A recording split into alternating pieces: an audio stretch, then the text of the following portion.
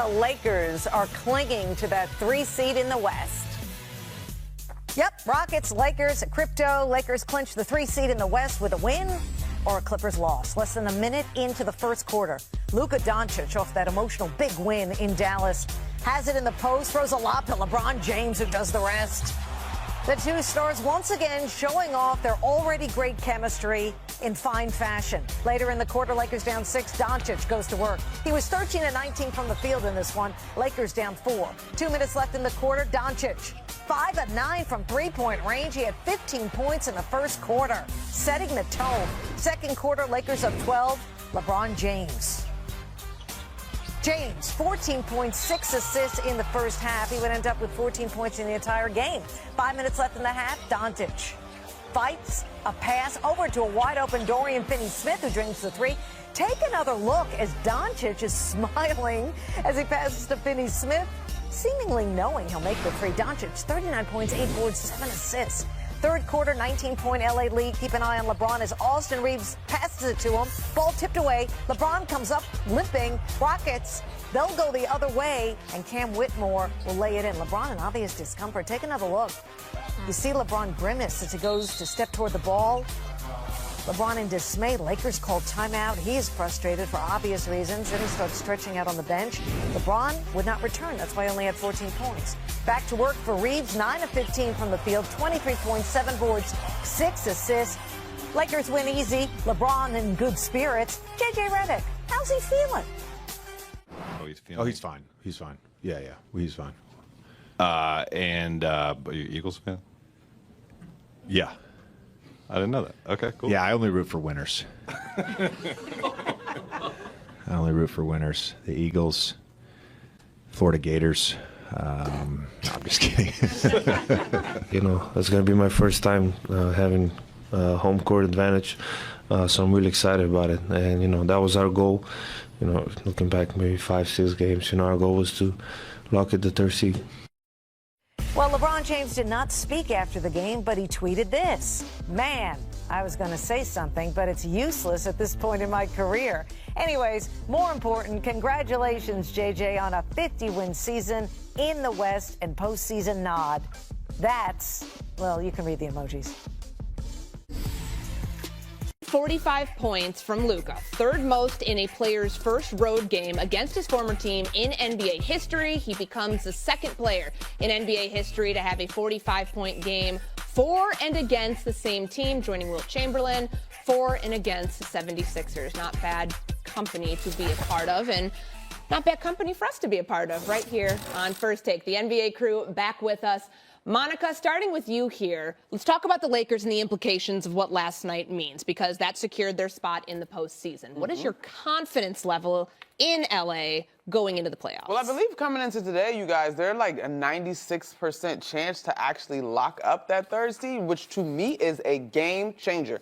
You accomplish a couple of things by holding on to that seed. Home court, obviously, you avoid Oklahoma City Thunder until potentially the conference finals if you can get there. And so I think when you look at the matchups, this year's matchups and seedings matter, I don't know, as much as they ever have. And so I think the Lakers are exactly where they would want to be as this thing is coming down the stretch.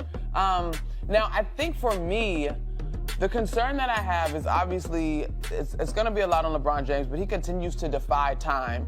They still, to me, have a little bit of a size thing that you're concerned about, and I just wonder about the nature of the series, of a series in terms of the style that they're going to have to play. But as far as handling their business to lock up the best position seeding-wise, they've done that. And so do I think that LeBron James has enough in the tank to carry this team to a championship run? I still think Oklahoma City is legitimately the best team in the Western Conference, and I don't think anything about their regular season is limited to the regular season. But if you told me that a LeBron James-led team with Luka Doncic upset them in the conference finals, would I be shocked? No. Yeah, I'm with Monica here on the fact that this is about matchups and volatility in the West. This thing right now, the way the standings are breaking right for the Lakers and the way these matchups look like. If I'm the Lakers and I'm picking 2 teams I want to play in the first round, I would say first I would want to play Memphis, who's already right there in the 6th, then I would probably want to play the Rockets, who are lacking experience, who are lacking people who can close that game. That's your first 2 rounds right now. Then OKC, anything is possible when you have Luka. We just saw them blow them out, and then they were up and tied with that team pretty much till Luka got ejected. So that is where this thing breaks right. On the other side, that Golden State Warriors team, if they're in that 6th seed and you're a 3 seed as a Laker, I'm not sure if I'm picking the Lakers over Golden State. I'm not sure if I'm picking the Lakers over the Clippers. And then if you have Jokic out there, anything, he can do anything against that Lakers team, as we've seen. So this is all matchup dependent. This team can go all the way to the finals, or they can get bounced early in the first round, depending on really something that is out of their control. It's about how that 4 through that 8 falls and those other teams play against each other for the next 4 days. Courtney, I'll bet if you were in the Laker locker room last night and not with a microphone, and you were asking them their confidence after they saw how last night went, their confidence would be pretty high because they can see the standings just like David was talking about. And you know they don't fear the Thunder or the Rockets because they're young teams who haven't done it. Like, that's not really an insult. I'm just telling you probably how they feel. Although, I have been extremely impressed with the Rockets since the All-Star break. And I would... Yeah. I do not want anybody to dismiss them. I am actually very interested to see how tomorrow night goes because the Rockets are here in L.A. They sort of punted on last night's game against the Clippers, which the Clippers were very appreciative of. Thank you very much. I would suspect that they're going to play their full team tomorrow. Ime Udoka does not mess around and see how they play against the Lakers. The Lakers need the win to secure that 3 seed. You're right. They're in good shape for it, but they could secure the 3 seed. They were just here in L.A. like 10 days ago, and the Lakers beat them. And they used a game plan that really attacked Alperen Şengün. So I think tomorrow is sort of a low-key, very interesting game, assuming the Rockets are going to play everybody. Now, when you look at the Lakers' chances, when I talk to scouts, here's what they say about the Lakers. There's 2 things that they say about them that I think are most relevant. Number one, J.J. Redick has used playoff game plans down the stretch of the season to get things done defensively. And what I mean by that is, like last night, for example, they had a problem last night. The Mavericks are huge, and Anthony Davis is in the center. And how are they going to guard Anthony Davis when they're really only playing Jackson Hayes as a part-time center, and then you're playing like Luka Doncic and LeBron and Dorian Finney-Smith and Rui Hachimura at center? So what they did last night was they double-teamed the heck out of Anthony Davis, and they ignored other people on the court. That's sort of situational matchup game plans that you would prepare against playoff opponents. JJ has done this throughout since the Luka trade, and they've had some success with that. Part of the reason that they've had great defensive success at times this year is through sort of these unconventional game plans.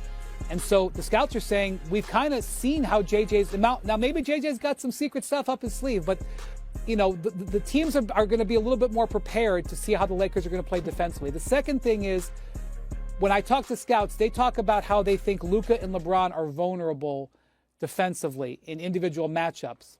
And they think that they will attack them more than they have in the regular season. Sure. So while I look at the Lakers, and I agree, I think their pathway is shaping up, and I look at Luka and LeBron, I think that the Lakers really are going to face a bit more of a challenge situationally than maybe they've seen so far. Okay, let's get back to last night's game, because I know that we've all covered returns when one player goes from one place. Maybe it's where he or she began their career and then they go somewhere else. Doncic's return to Dallas